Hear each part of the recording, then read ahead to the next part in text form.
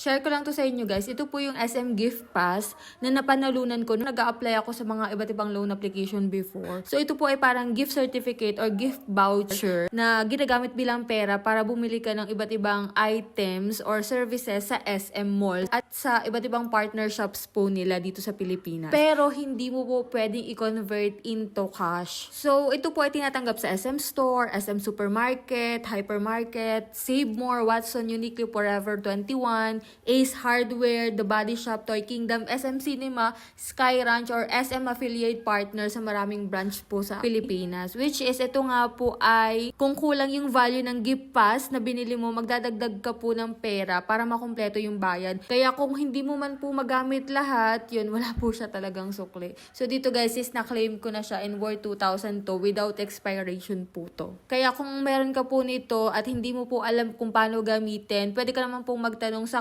cashier o kaya naman po ay sa customer service sa SM Mall para masiguradong valid dito bago ka po bumili. Ulitin ko lang po ha, ito po ay hindi pwedeng i-refund or kaya naman i-convert into cash. So yun lang guys, share ko lang.